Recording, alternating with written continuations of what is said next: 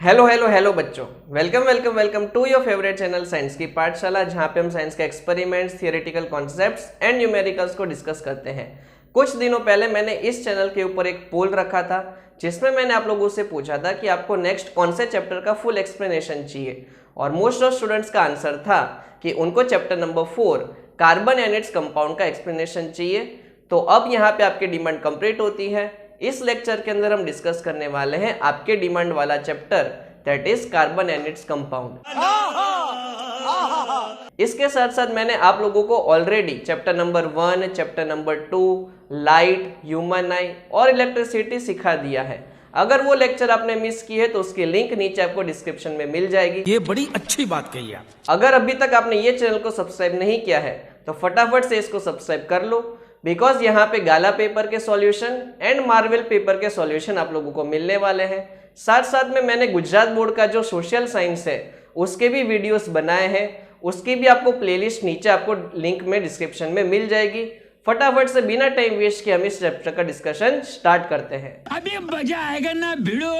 इस चैप्टर में सबसे पहले हम डिस्कस करने वाले हैं इंट्रोडक्शन, जिसमें हम ये डिस्कस करेंगे कि कार्बन का एटमॉस्फेयर के अंदर, अर्थ क्रस्ट के अंदर कितना परसेंटेज है। उसके बाद हम डिस्कस करेंगे कोवालेंट बॉन्ड का फॉर्मेशन, किस तरीके से यहाँ पे कोवालेंट बॉन्ड बनता है by carbon and other atoms, जैसे कि हाइड्रोजन हो गया, क्लोरीन हो गया, ऑक्सीजन है, नाइट्रोजन है, उन सब एटम्स के बीच में किस तरीके से कोवालेंट बॉन्ड फॉर्मेशन होता है उसका भी हम डिस्कशन करेंगे। साथ साथ में आयनिक कंपाउंड, जो आप लोगों ने चैप्टर नंबर 3 में देखा था, और कोवालेंट कंपाउंड, उन दोनों के बीच में क्या डिफरेंस है उसका हम डिस्कशन करने वाले हैं। साथ साथ में हम डिस्कस करेंगे एलोट्रोप्स ऑफ कार्बन, यानी कि कार्बन के डिफरेंट स्ट्रक्चर्स होते हैं, जैसे कि डायमंड है, ग्रेफाइट है, फुलरिन, उन सब के बीच में क्या डिफरेंस है वो आएगा। और लास्ट में हम डिस्कस करने वाले हैं versatile nature of carbon, that means carbon क्यों डिफरेंट टाइप के स्ट्रक्चर्स बना पाता है, डिफरेंट टाइप के बॉन्ड का फॉर्मेशन करता है, स्ट्रेट लाइन स्ट्रक्चर हो गया, ब्रांच स्ट्रक्चर हो गया, रिंग स्ट्रक्चर हो गया, उन सब चीजों का डिस्कशन जो है इस पार्ट 1 वाले लेक्चर में होने वाला है। आप लोग अपनी नोटबुक में ये पर्टिकुलर पॉइंट्स लिखना स्टार्ट कर देना। सबसे पहले आप लोगों को याद रखना है कि कार्बन जो है वो एक टाइप का नॉन मेटल होता है, ठीक है।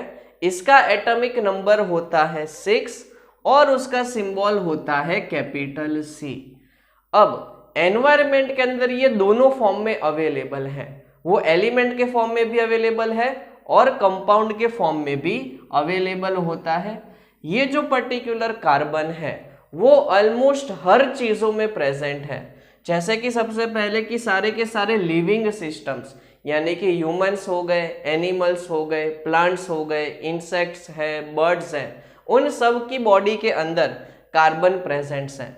अब हम जब फूड कंज्यूम करते हैं तो उसके अंदर हमें मिलता है विटामिन्स, मिनरल्स, प्रोटीन्स, फैट, उन सब के अंदर भी कार्बन प्रेजेंट होता है।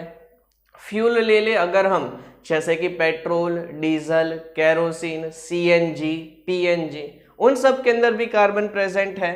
सोप है, डिटर्जेंट है, मेडिसिन है, उसके अंदर भी कार्बन प्रेजेंट है। पेपर के अंदर भी कार्बन प्रेजेंट है। अगर आपको कोई पूछे कि ये पर्टिकुलर सब्सटेंस के अंदर कार्बन प्रेजेंट है कि नहीं, उसको हम कैसे टेस्ट कर सकते हैं, तो वो पर्टिकुलर सब्सटेंस को अगर आप बर्न करते हो और ब्लैक कलर का स्मोक निकलता है, दैट मीन्स समझ जाने का कि वहां पे कार्बन डाइऑक्साइड निकल रहा है, दैट मीन्स वहां पे कार्बन प्रेजेंट है। तो इस तरीके से आप लोग एक्सपेरिमेंटली चेक कर सकते हो। साथ साथ में अर्थ क्रस्ट के अंदर ये 0.02% जितना अवेलेबल होता है, और एटमॉस्फेयर के अंदर CO2 के फॉर्म में ये 0.03% के फॉर्म में अवेलेबल होता है। ये है मेरा फेवरेट क्वेश्चन, ये चीज याद रखना। जो भी मैं बताता हूँ कि ये मेरा फेवरेट क्वेश्चन है, वो आप लोगों को बोर्ड में पूछा जाएगा।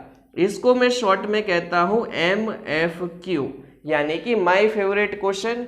ये परसेंटेजेस आप लोग याद रख लेना, बहुत बार बोर्ड की एग्जाम में ये परसेंटेजेस आप लोगों को पूछे गए हैं। कार्बन हमेशा कोवालेंट कंपाउंड्स बनाता है, ये आप लोगों को बहुत बार पूछा गया है। क्यों हमेशा वो कोवालेंट कंपाउंड बनाता है, उसका रीजन अभी हम डिस्कस करने वाले हैं। सबसे पहले आप लोगों को याद ही है कि एटॉमिक नंबर जो कार्बन का है वो कितना है 6। इसका मतलब इसके पास टोटल 6 इलेक्ट्रॉन्स प्रेजेंट हैं।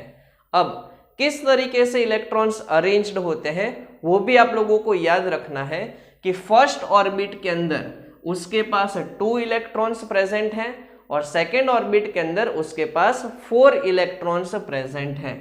इसको के शेल भी कहा जाता है और इसको एल शेल कहा जाता है। इसको हम कहते हैं उसका इलेक्ट्रॉनिक कॉन्फ़िगरेशन, यानी कि arrangement of electrons in different shells. साथ साथ में आप लोगों को पता होना चाहिए कि अगर यहाँ पे इसके पास सेकेंड ऑर्बिट है तो उसको यहाँ पे टोटल 8 इलेक्ट्रॉन्स चाहिए स्टेबिलिटी को गेन करने के लिए, यानी कि स्टेबिलिटी को अचीव करने के लिए। अगर ये 4 इलेक्ट्रॉन्स को अगर गेन कर लेता है तो उसको 8 इलेक्ट्रॉन्स मिल जाएंगे आउटर मोस्ट ऑर्बिट में, तो वो स्टेबल हो जाएगा। और साथ साथ में मान लो कि वो 4 इलेक्ट्रॉन्स को लूज कर लेता है तो उसकी आउटर मोस्ट ऑर्बिट में कितने बचेंगे 2।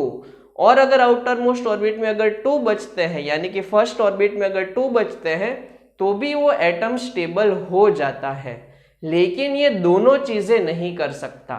कभी भी कार्बन जो है वो 4 इलेक्ट्रॉन्स को गेन भी नहीं कर सकता, कभी भी वो 4 इलेक्ट्रॉन्स को लूज भी नहीं कर सकता। क्वेश्चन ये अराइज होता है कि ऐसा क्यों होता है। तो फर्स्ट रीजन है कि कार्बन का जो एटम है वो बहुत ही स्मॉल होता है, जिसकी वजह से जो सेंटर के अंदर न्यूक्लियस प्रेजेंट है उसके अंदर होता है प्रोटॉन, और हमें पता है कि इलेक्ट्रॉन्स जो है वो उसके सराउंडिंग में रोटेट करते रहते हैं। अब यहाँ पे क्या होता है, because of smaller size central वाला जो प्रोटॉन है, यानी कि जो पॉजिटिव चार्ज है वो और इलेक्ट्रॉन जो है उसके बीच में फोर्स ऑफ अट्रैक्शन बहुत लार्ज होता है। उस लार्ज फोर्स ऑफ अट्रैक्शन की वजह से वो कभी भी 4 इलेक्ट्रॉन्स को लूज नहीं कर सकता। अगर हम कितनी भी ज्यादा एनर्जी वहां पे सप्लाई करने का ट्राई करें फिर भी वो 4 इलेक्ट्रॉन्स को लूज नहीं कर पाएगा। मान लो कि हमने वहां पे 4 इलेक्ट्रॉन्स को ऐड किए तो उसकी वजह से क्या हो जाएगा, टोटल उसके पास 8 इलेक्ट्रॉन्स हो जाएंगे और वो 8 इलेक्ट्रॉन्स के बीच में फोर्स ऑफ रिपल्जन बहुत ज्यादा हो जाएगा। ऑलरेडी साइज बहुत स्मॉल है और 8 इलेक्ट्रॉन्स अगर हमने वहां पे कर दिए तो फोर्स ऑफ रिपल्जन की वजह से वो जो स्ट्रक्चर है वो अनस्टेबल हो जाता है। इसलिए ना तो वो 4 इलेक्ट्रॉन्स को लूज कर पाएगा, ना ही वो 4 इलेक्ट्रॉन्स को गेन कर पाएगा। दैट मीन्स वो कभी भी आयनिक कंपाउंड नहीं बना सकता। हमने चैप्टर नंबर 3 में देखा था कि जब भी इलेक्ट्रॉन्स लूज होते हैं या तो गेन होते हैं तो वहां पे बनते हैं आयनिक कंपाउंड। यहाँ पे कार्बन वो चीज नहीं कर पाता, इसलिए कार्बन हमेशा बनाता है कोवालेंट कंपाउंड, और जो यहाँ पे बॉन्ड का फॉर्मेशन होता है उसको हम कहते हैं कोवालेंट बॉन्ड। हमेशा कार्बन जो है वो इलेक्ट्रॉन्स को शेयर ही कर पाएगा। कैसे शेयर कर पाता है तो वो अभी हम थोड़ी देर में स्ट्रक्चर्स देखने वाले हैं। तो आप लोगों को याद रखना है कि कार्बन कभी भी इलेक्ट्रॉन को लूज नहीं कर सकता, कभी इलेक्ट्रॉन को गेन नहीं कर सकता, वो सिर्फ और सिर्फ इलेक्ट्रॉन्स को शेयर कर सकता है। इसको कहा जाता है शेयरिंग इज कैरिंग, और वो बनाता है कोवालेंट बॉन्ड, और जो कार्बन के कंपाउंड होते हैं उनको कहा जाता है कोवालेंट कंपाउंड। अब हम डिस्कस करने जा रहे हैं कुछ इंपॉर्टेंट कॉन्सेप्ट्स कार्बन के रिगार्डिंग। फर्स्ट इंपॉर्टेंट पॉइंट जो आप लोगों को याद रखना है that is carbon is tetravalent. Tetravalent का मतलब होता है कि कार्बन जो है उसकी वैलेंसी होती है 4। अभी कुछ देर पहले हमने डिस्कस किया था कि वो 4 इलेक्ट्रॉन्स को लूज भी नहीं कर सकता, 4 इलेक्ट्रॉन्स को वो गेन भी नहीं कर सकता, वो हमेशा इलेक्ट्रॉन्स को शेयर करेगा। तो यहाँ पे हमें याद रखना है कि उसकी जो वैलेंसी होती है 4, और इसका जो सिंबल होता है वो कुछ हम इस तरीके से ड्रॉ कर सकते हैं। कार्बन का सिंबल यहाँ पे C होता है और वो इस तरीके से टोटल 4 बॉन्ड्स बना सकता है। बॉन्ड का मतलब क्या होता है तो अभी हम यहाँ पे देखने ही वाले हैं, जहाँ पे इलेक्ट्रॉन्स शेयर होते हैं और वहाँ पे बॉन्ड बनता है। तो इस तरीके से वो टोटल अपने पास जो 4 इलेक्ट्रॉन्स है वो ऐसे 4 प्लेसेस पे वो शेयर कर सकता है, बिकॉज उसके पास वैलेंसी कितनी है, 4। अब कार्बन जो है वो 3 टाइप के बॉन्ड बनाता है। फर्स्ट होता है single covalent bond. Single covalent bond का मतलब होता है कि जहां पे दोनों के दोनों एटम जो है अपने 1 इलेक्ट्रॉन्स शेयर करें। यहां पे आपको याद रखना है 1 इलेक्ट्रॉन इज शेयर्ड, ठीक है, दोनों एटम के 1 इलेक्ट्रॉन से शेयर होंगे, तो उस टाइम पे जो बॉन्ड बनेगा उसको हम कहेंगे single covalent bond. For example यहाँ पे हम एक स्ट्रक्चर गिवन है, कार्बन के पास ऐसे टोटल 4 प्लेसेस थे और वो 4 प्लेसेस पे वो हाइड्रोजन के साथ एक एक इलेक्ट्रॉन को शेयर करके सिंगल कोवालेंट बॉन्ड बनाता है। कैसे ये स्ट्रक्चर बनता है तो थोड़ी देर बाद में हम डिस्कस करने वाले हैं। अभी के लिए आपको ये स्ट्रक्चर याद रखना है कि यहाँ पे आपको हर जगह पे क्या दिखाई दे रहा है, सिंगल बॉन्ड दिखाई दे रहा है। फिर होता है डबल कोवालेंट बॉन्ड, जहां पे दोनों एटम्स 2 इलेक्ट्रॉन्स को शेयर करते हैं फॉर द बॉन्ड फॉर्मेशन। जैसे भी यहाँ पे आपको कार्बन और दूसरे कार्बन के बीच में 2 लाइन दिखाई दे रही है, ये जो 2 लाइन है वो सजेस्ट करती है डबल कोवालेंट बॉन्ड को। और सेम वे में होता है ट्रिपल कोवालेंट बॉन्ड, यानी कि एक कार्बन और दूसरे कार्बन के बीच में यहाँ पे 3 इलेक्ट्रॉन्स शेयर हो रहे हैं और यहाँ पे ट्रिपल बॉन्ड बनेगा। एक चीज आपको हमेशा याद रखनी है कि कार्बन मैक्सिमम कितने बॉन्ड बना सकता है, 4। तो देखो यहाँ पे 3 बॉन्ड बन चुके हैं, तो ये वाला कार्बन अब सिर्फ एक ही प्लेस पे हाइड्रोजन के साथ बॉन्ड बनाएगा।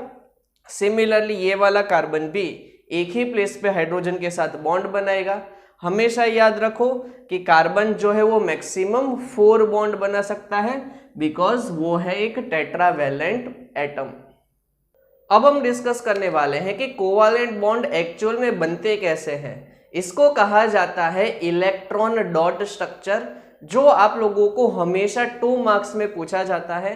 अगेन ये है मेरा favourite question, MFQ। That means ये बोर्ड में रिपीटेडली बहुत बार पूछा गया है। किस तरीके से कोवालेंट बॉन्ड बनता है हाइड्रोजन मॉलिक्यूल में, सबसे पहले हम वो डिस्कस करने वाले हैं। हाइड्रोजन का मॉलिक्यूल है, इसका मतलब उसका जो कंपाउंड बनेगा वो बनेगा H2 वाला। दैट मीन्स यहाँ पे सबसे पहले आप लोगों को इलेक्ट्रॉनिक कॉन्फ़िगरेशन पता होना चाहिए। EC का मतलब क्या हुआ, इलेक्ट्रॉनिक कॉन्फ़िगरेशन। हाइड्रोजन का एटॉमिक नंबर होता है 1, दैट मीन्स उसके पास 1 ही इलेक्ट्रॉन है। इसकी वजह से क्या होगा, सबसे पहले एक हाइड्रोजन हम लिखेंगे, अब उसके पास जो इलेक्ट्रॉन है उसको मैं इस तरीके से डॉट से रिप्रेजेंट करता हूं।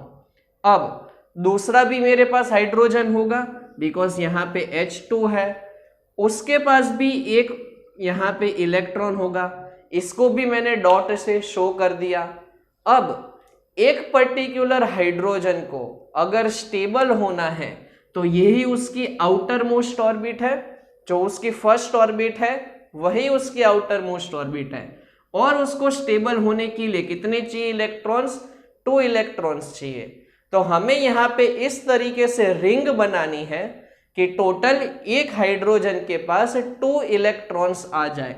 दैट मीन्स अगर मैं इस तरीके से रिंग बनाऊंगा तो ये हाइड्रोजन के पास 2 इलेक्ट्रॉन्स आ चुके, दैट मीन्स ये स्टेबल हो गया। सिमिलरली दूसरे जो हाइड्रोजन है उसके पास भी 2 इलेक्ट्रॉन्स आने चाहिए, वैसे रिंग बनानी है। तो अगेन मैंने इस तरीके से रिंग बना दी, दैट मीन्स ये वाला हाइड्रोजन भी यहाँ पे स्टेबल हो गया।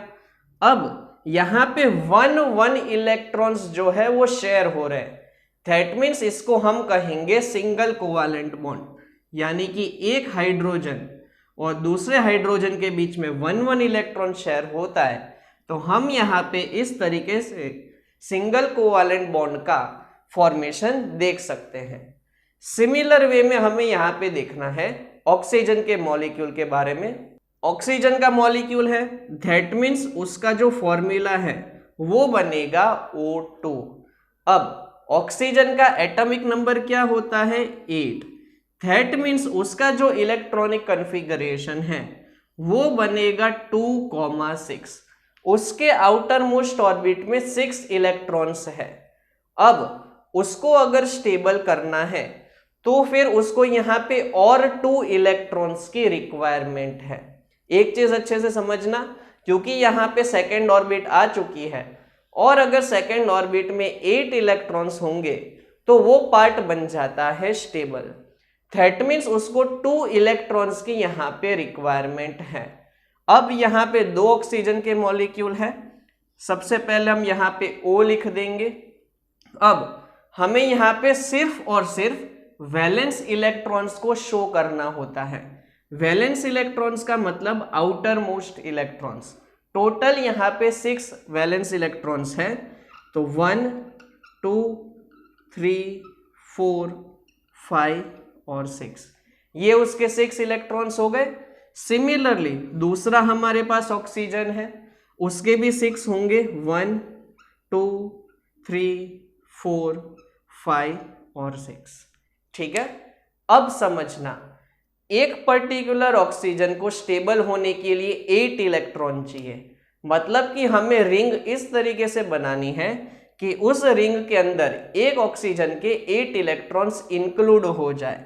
तो अगर समझो इस तरीके से हम रिंग बनाते हैं तो यहाँ पे ये वाले ऑक्सीजन के इलेक्ट्रॉन्स काउंट करो, 1 2 3 4 5 6 7 एंड 8 हो गए। सिमिलरली इसके भी नोटिस करो, यहाँ पे अगर हम रिंग बनाएंगे इस तरीके से तो इसके भी काउंट कर लो, 1 2 3 4 5 6 7 एंड 8। इससे ये पता चलता है कि यहाँ पे ऑक्सीजन और ये वाले ऑक्सीजन के बीच में 2 इलेक्ट्रॉन्स शेयर हो रहे हैं। एक ऑक्सीजन और दूसरा ऑक्सीजन 2 इलेक्ट्रॉन्स ईच शेयर कर रहा है। दैट मीन्स यहाँ पे उनके बीच में क्या बन रहा है, डबल कोवालेंट बॉन्ड। तो इस तरीके से हाइड्रोजन और ऑक्सीजन में कोवालेंट बॉन्ड का फॉर्मेशन होता है। नेक्स्ट हम डिस्कस करते हैं कि नाइट्रोजन का मॉलिक्यूल किस तरीके से फॉर्म होता है। पहले तो नाइट्रोजन का अगेन एटॉमिक नंबर पता होना चाहिए। इसका एटॉमिक नंबर होता है 7। इसका मतलब इसके अंदर जो इलेक्ट्रॉन्स हैं वो इस तरीके से अरेंज होंगे। फर्स्ट ऑर्बिट में 2 इलेक्ट्रॉन्स होंगे और सेकेंड ऑर्बिट में टोटल 5 इलेक्ट्रॉन्स होंगे। अब अगर इसको स्टेबल होना है तो अगेन आउटर मोस्ट ऑर्बिट में कितने चाहिए, हमारे पास 8 इलेक्ट्रॉन्स होने चाहिए। दैट मीन्स इसको 3 इलेक्ट्रॉन्स की रिक्वायरमेंट है। दैट मीन्स ये बनाएगा ट्रिपल बॉन्ड। जिस तरीके से ऑक्सीजन को 2 इलेक्ट्रॉन्स की रिक्वायरमेंट थी उसने बनाया था डबल बॉन्ड, वैसे ही नाइट्रोजन इस बार बनाएगा ट्रिपल बॉन्ड।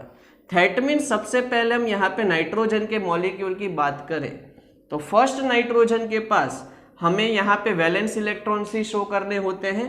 दैट मीन्स हम पहले यहाँ पे 3 डॉट्स को शो करेंगे। क्यों 3 डॉट्स को शो करेंगे, बिकॉज हमें आइडिया लग चुका है कि यहाँ पे टोटल 3 इलेक्ट्रॉन्स शेयर होने वाले हैं।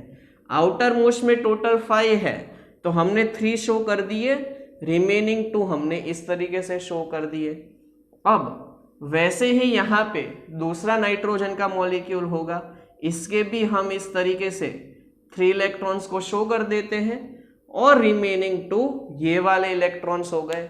अगेन हम एक रिंग बनाएंगे जिसकी वजह से नाइट्रोजन के जो है पास 8 इलेक्ट्रॉन्स अवेलेबल हो जाए।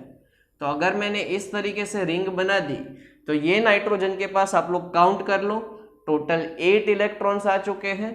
और वापिस से दूसरी रिंग बनाएंगे, ये वाले के पास भी अब टोटल 8 इलेक्ट्रॉन्स आ चुके हैं। दैट मीन्स यहाँ पे एक नाइट्रोजन और दूसरे नाइट्रोजन के बीच में 3 इलेक्ट्रॉन्स शेयर हो रहे हैं, इसलिए हम इसको कहेंगे ट्रिपल कोवालेंट बॉन्ड। नेक्स्ट हमें देखना है फॉर्मेशन ऑफ अमोनिया। ये भी मेरा फेवरेट क्वेश्चन है बिकॉज ये बोर्ड में रिपीटेडली पूछा गया है। अमोनिया कैसे फॉर्म होता है, तो पहले तो आपको इस कंपाउंड का जो फॉर्मूला है वो पता होना चाहिए, दैट इज NH3। एक नाइट्रोजन जो है वो 3 हाइड्रोजन के साथ कंबाइन होने वाला है यहाँ पे।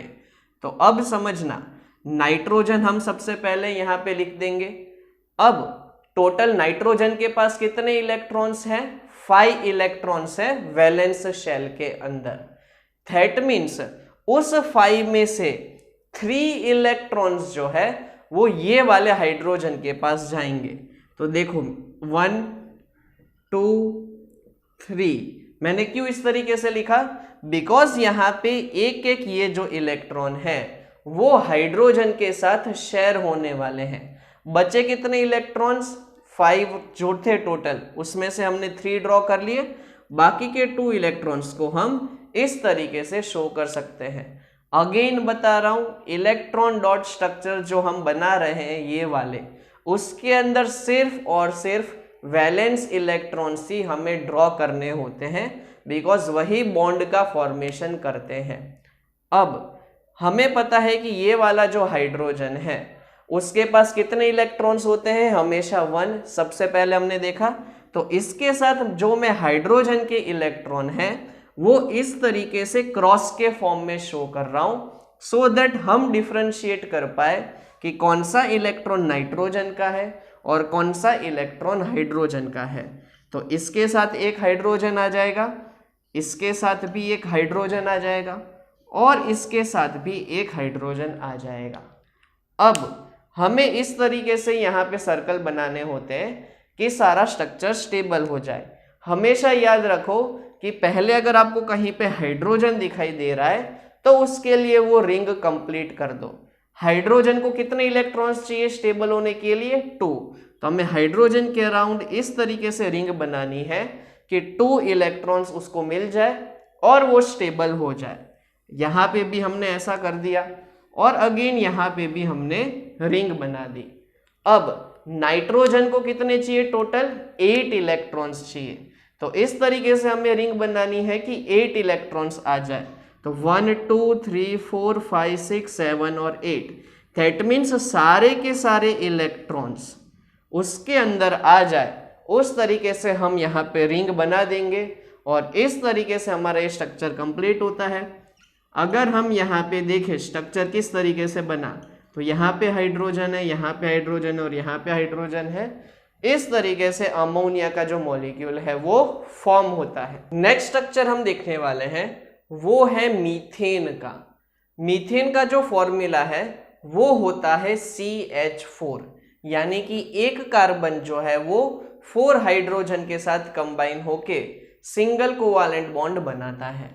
अब आप लोगों को पता ही है कि कार्बन जो है उसके पास टोटल 4 इलेक्ट्रॉन्स होते हैं। तो 1 2 3 एंड 4, इस तरीके से हमने इसके 4 इलेक्ट्रॉन्स शो कर दिए। अब वो 4 इलेक्ट्रॉन्स शेयर होते हैं 4 हाइड्रोजन के साथ। इसके साथ भी हाइड्रोजन आएगा, इसके साथ भी आएगा और इसके साथ भी आएगा। अगेन पहले हम हाइड्रोजन के लिए रिंग बना देंगे। तो इस तरीके से हाइड्रोजन कंप्लीट हो जाता है, स्टेबल हो जाएगा। और फिर कार्बन के लिए रिंग बनानी है सच दैट उसके पास टोटल 8 इलेक्ट्रॉन्स आ जाए। तो इस तरीके से हमने यहाँ पे मीथेन का भी स्ट्रक्चर कंप्लीट कर दिया। नेक्स्ट हम डिस्कस करने वाले हैं क्या डिफरेंस होता है आयनिक कंपाउंड और कोवालेंट कंपाउंड के बीच में।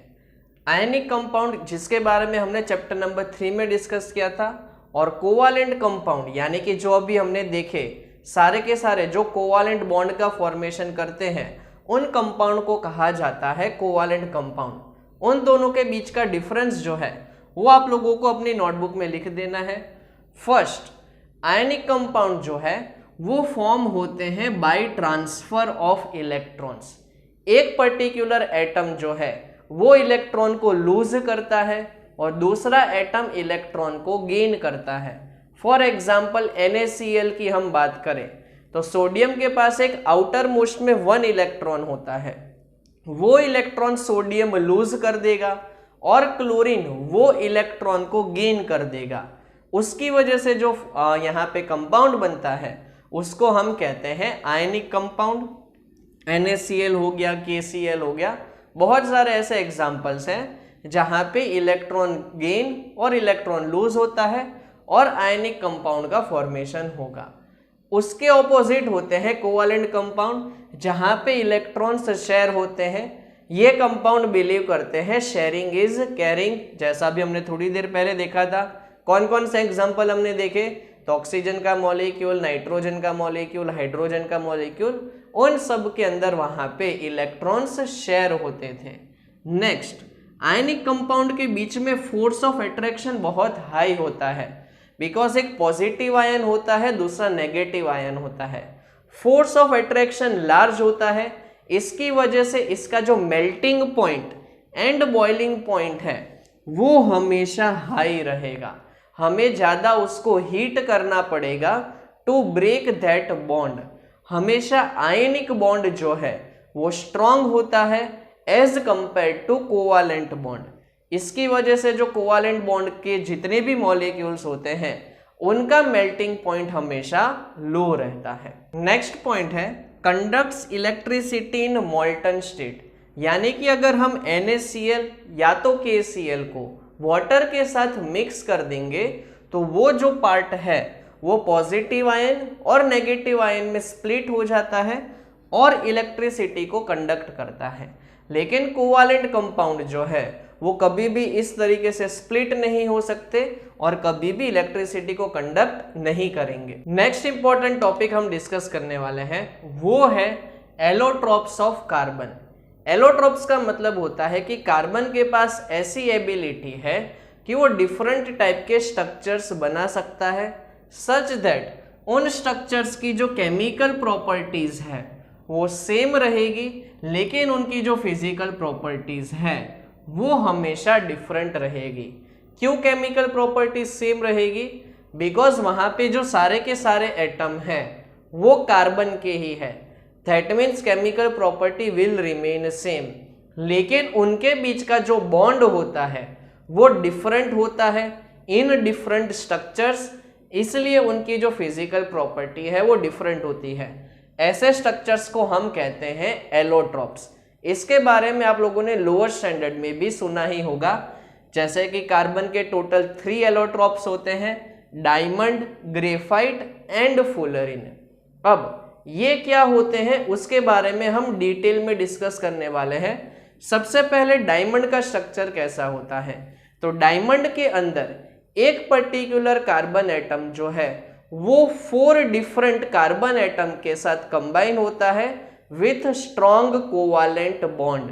यहाँ पे जो आपको ब्लैक कलर के डॉट दिखाई दे रहे हैं वो एक्चुअल में कार्बन के एटम्स हैं, और ये जो रेड कलर की लाइन दिखाई दे रही है उसको कहा जाता है स्ट्रॉन्ग कोवालेंट बॉन्ड। तो इस तरीके से यहाँ पे टोटल एक स्ट्रक्चर बनता है जिसको हम कहते हैं 3 डायमेंशनल टेट्राहेड्रल स्ट्रक्चर। यहाँ पे कार्बन और कार्बन के बीच में स्ट्रॉन्ग कोवालेंट बॉन्ड होता है, इसकी वजह से ये जो स्ट्रक्चर है उसका हाई मेल्टिंग पॉइंट होता है, हाई डेंसिटी होती है, और इस स्ट्रक्चर को कहा जाता है हार्डेस्ट नेचुरल सब्सटेंस। डायमंड से हार्ड कोई भी नेचुरल सब्सटेंस अभी तक हमें मिला नहीं है, इसलिए इसको यूज किया जाता है मेटल्स को कट करने के लिए।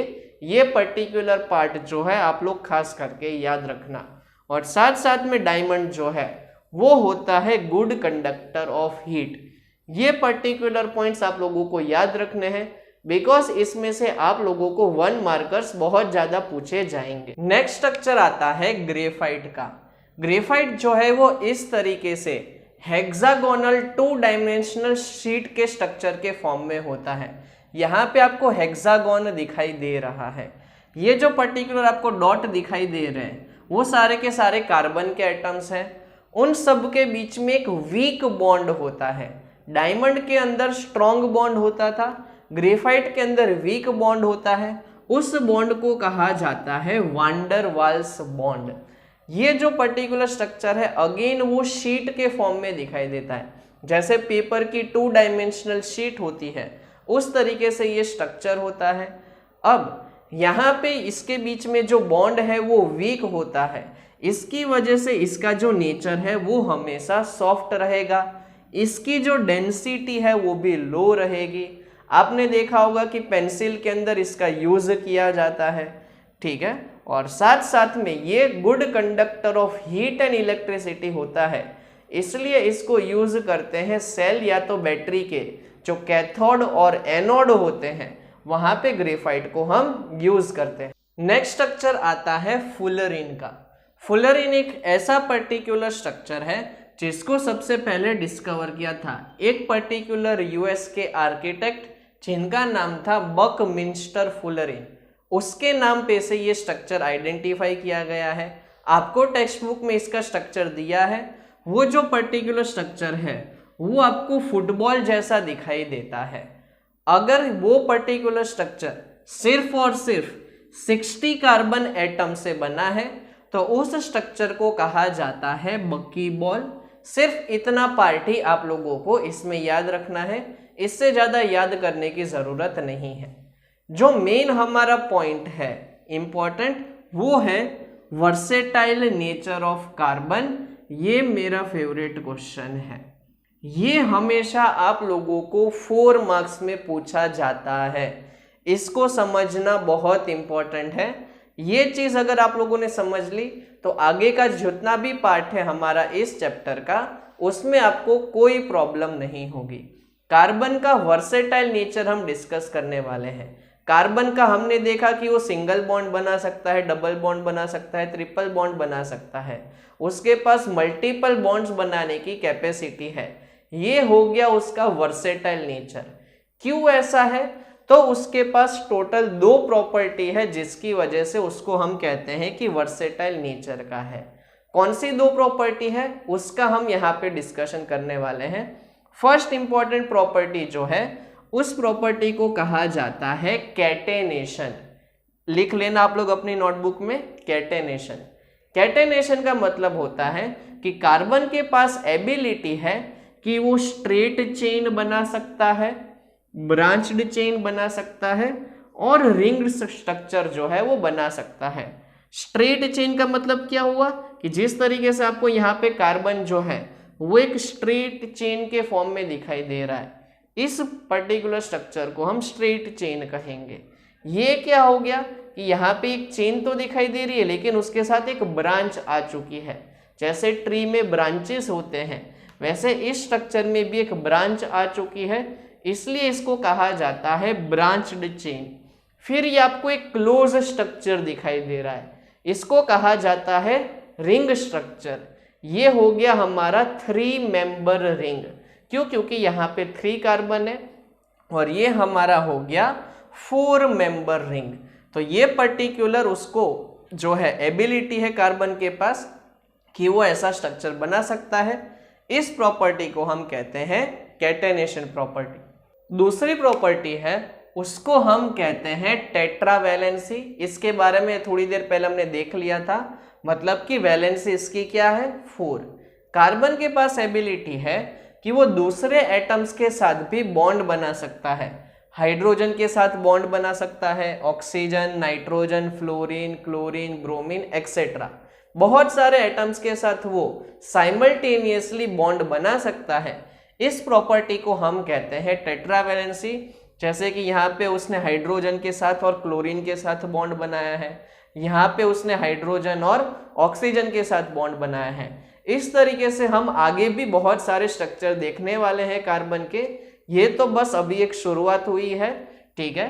ये जो पार्ट है आप लोग खास करके याद रखना, that is tetravalency and catenation, जिसकी वजह से पूरा का पूरा चैप्टर जो है आगे हम कंटिन्यू करने वाले हैं। ये चीज पता चल गई तो आगे जाके कोई प्रॉब्लम नहीं होगी। आई होप आप लोगों को सब कुछ परफेक्टली समझ में आ गया होगा। फिर भी अगर आप लोगों को कोई डाउट है तो आप मुझे नीचे कमेंट सेक्शन में पूछ सकते हो। और हाँ, ये वीडियो आपको कैसा लगा वो भी आप मुझे कमेंट सेक्शन में बताना। अब हम मिलेंगे नेक्स्ट वीडियो में जहाँ पे इस चैप्टर को आगे कंटिन्यू करने वाले हैं। Until then, good bye and have fun. खत्म, बाय बाय, टाटा, गुड बाय, गया।